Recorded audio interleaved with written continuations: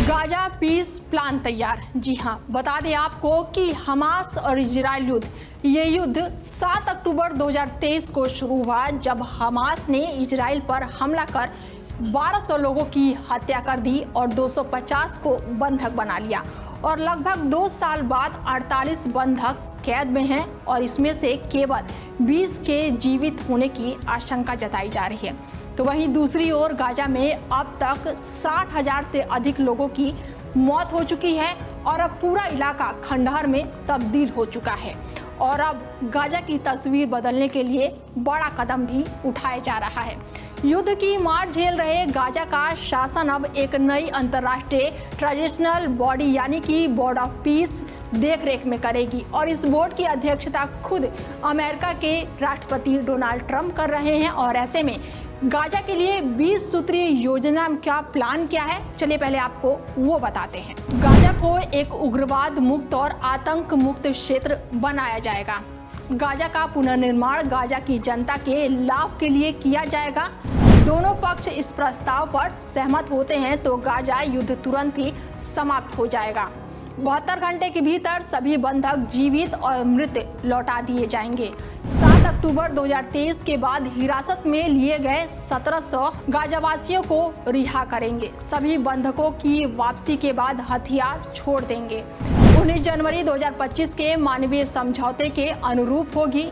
अंतर्राष्ट्रीय संस्थाओं के माध्यम से किसी भी पक्ष से संबंध नहीं होगी और ये समिति गाजा के लोगों के लिए सार्वजनिक सेवाओं को संचालित करेगी। गाजा को पुनर्निर्मित और विकसित करने के लिए विकास योजना बनाई जाएगी। एक विशेष आर्थिक क्षेत्र स्थापित किया जाएगा और दरों पर बातचीत की जाएगी। किसी को गाजा छोड़ने के लिए मजबूर नहीं किया जाएगा। हथियार बनाने की फैक्ट्रियां नष्ट की जाएगी और दोबारा नहीं बनाई जाएगी। नया गाजा अपने पड़ोसियों या अपने नागरिकों के लिए कोई खतरा नहीं होगा। एक ISF बनाया है जिसे तुरंत गाजा में तैनात किया जाएगा। इजराइल गाजा पर ना तो कब्जा करेगा और ना ही उसका विलय करेगा। ये उन क्षेत्रों में लागू की जाएगी जिन्हें IDF से ISF को सौंपा जाएगा। एक अंतर धार्मिक संवाद प्रक्रिया शुरू की जाएगी। गाजा का पुनर्वास आगे बढ़ेगा और सुधार कार्यक्रम लागू होगा।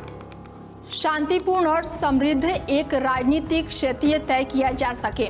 बता दें कि अब इसके बाद से अमेरिकी राष्ट्रपति डोनाल्ड ट्रंप ने बड़ा बयान दिया है। उन्होंने कहा कि मुझे उम्मीद है कि हम शांति के लिए एक समझौता करेंगे और अगर हमास इस समझौते को अस्वीकार कर देता है तो हमेशा संभावना तो इस डील से सिर्फ वो ही बच जाएगा।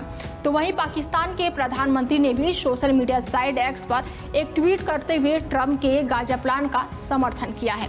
बता दें कि गाजा की जंग तब तेज हुई थी जब हमास ने अक्टूबर 2023 में इजराइल पर हमला करके करीब 1200 यहूदियों का नरसंहार किया था।